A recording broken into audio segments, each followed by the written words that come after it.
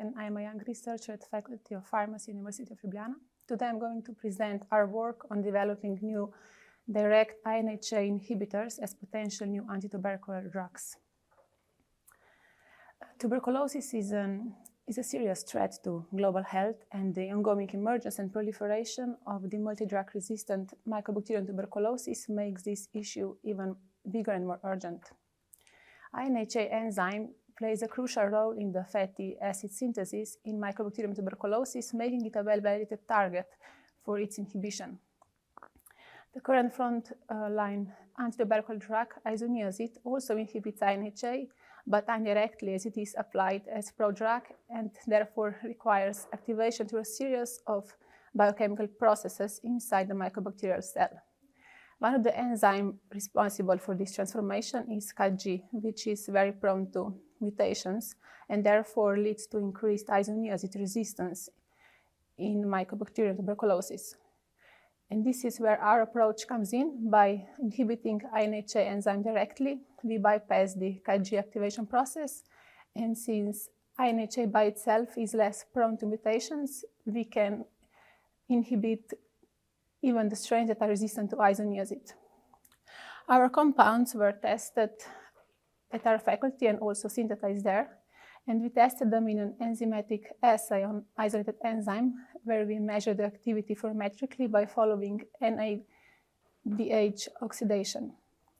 Our work is based on previous work done by GSK, where they discovered this tetrahydropyral scaffold, and its salt crystal structure in complex with this compound in binding site of InhA from Mycobacterium tuberculosis gave us insight in how these compounds bind to the binding site. It showed us that they adapt a unique U-shape in which one part of the molecule, this is this biliary system, binds in the lipophilic pocket and forms strong hydrophobic interactions, while the other part sticks out of it and forms hydrogen bonds.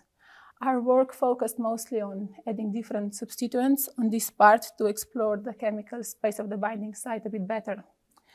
We discovered that introducing bulkier substituents on this pyrazole ring led to diminished or even complete loss of activity, but that introducing different substituents here on the phenyl ring led to comparable inhibitory activity while also giving the compounds better physicochemical properties.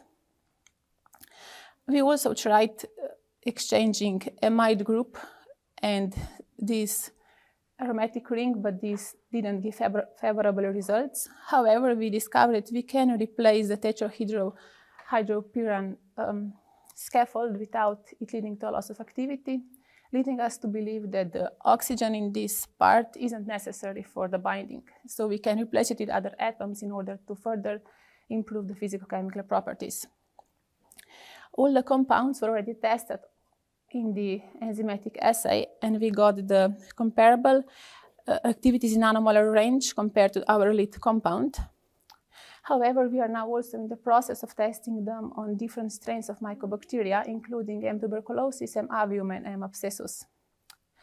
In the future, we aim to also get some more crystal structures of these compounds in the binding site in order to further study how they bind and orientate in the binding site. Our work led to an optimized library of direct InhA inhibitors with comparable activities in nanomolar range and improved physicochemical properties.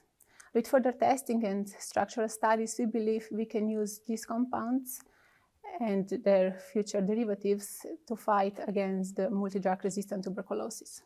Thank you.